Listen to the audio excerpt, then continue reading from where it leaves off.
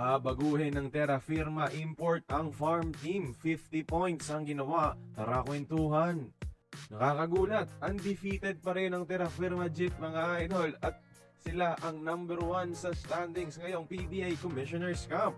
At dahil yan sa kanilang import, yung 7-footer na si Mubashar Ali mga idol. Pero alam nyo ba, ito na talaga ang goal ni Muba Ali mga idol.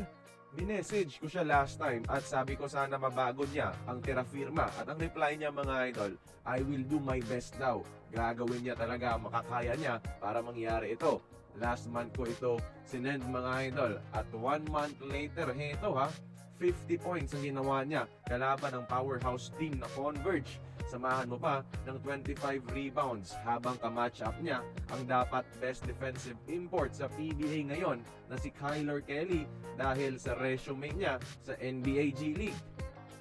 Ngayon mga idol, merong 38.5 points average ngayong conference ang Terra Firma Import. Pagpapatahimik niya sa mga kritiko na duda sa kanyang kakayahan. Saktong fit talaga siya sa sistema ng Jeep kasabay si Gio Chu mga idol sa ilalim para makomplement pa ang shooting nitong si Jerick Ahanmisi. Kung magtuloy-tuloy ito mga idol, pwede pa siyang manalo ng best import of the conference, taking over ball.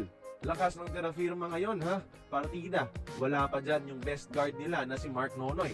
Sana hindi ito isang fever dream lamang at magtuloy-tuloy na ang kanilang pamamayagpag. Kaya kayong mga idol, ito na ba ang senyales ng pagbabago sa Terra Firma? Tingin nyo ba makakapasok sila ng PBA playoffs ngayon?